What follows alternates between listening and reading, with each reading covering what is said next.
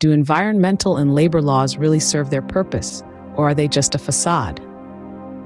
This might come as a surprise to many, but it's a fact that these laws were primarily designed not to safeguard workers' rights or the environment directly, but rather to protect commerce and stabilize the national economy.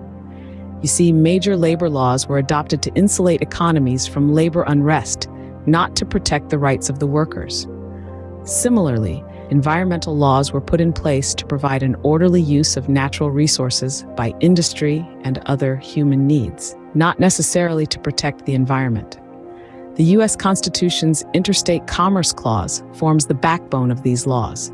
It confers the power on Congress to regulate commerce, which is the basis for adopting these laws. Thus, in essence, the protection of workers' rights and the environment is a byproduct, not the main objective of these laws. Why does the Commerce Clause hold so much sway over our environmental and labor laws, you may ask?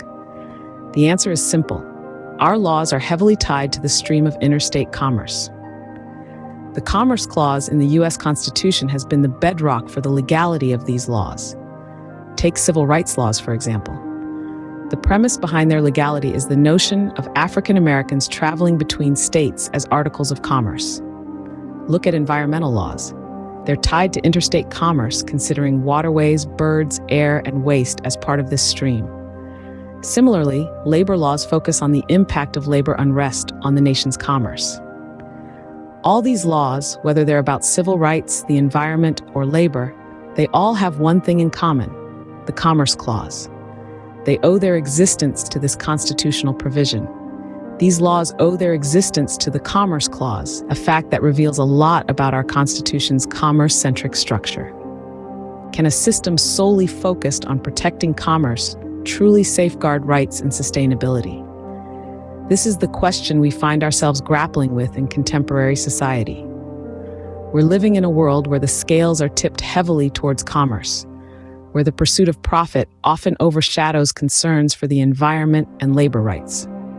In a commerce-based system, the rights of major commercial actors are often prioritized over the rights of people and nature. This creates a fundamental conflict. On one hand, we have the drive for economic growth and prosperity, a key tenet of a commerce-based system. On the other hand, we have the pressing need to protect our environment and ensure fair treatment for all workers, for the sake of our planet and our shared humanity. So where does this leave us? We're caught in a tug-of-war between commercial interests and the rights of people and nature, and it's a balancing act that our current system is struggling with. Our current system faces a challenge, balancing commercial interests with the rights of people and nature.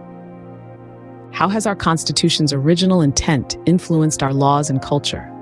Let's delve into this. The U.S. Constitution was crafted with a focus on the acceleration of natural resource development. This intent has significantly shaped our lawmaking process. The production of endless more, as we might call it, has been a priority, often overshadowing other important aspects such as environmental and labor rights. Laws that serve as roadblocks to this expansion, particularly those that are rights-oriented, are frequently met with hostility. They are seen as impediments to progress and growth, rather than necessary safeguards for workers and our environment. This is where culture and law intersect. Our culture, largely influenced by the original intent of our Constitution, has placed immense value on continuous production and expansion. This attitude is mirrored in our laws, which tend to prioritize commerce and industry over the rights of people and nature. Our laws and culture are deeply rooted in a constitution designed to promote endless production, often at the expense of environmental and labor rights.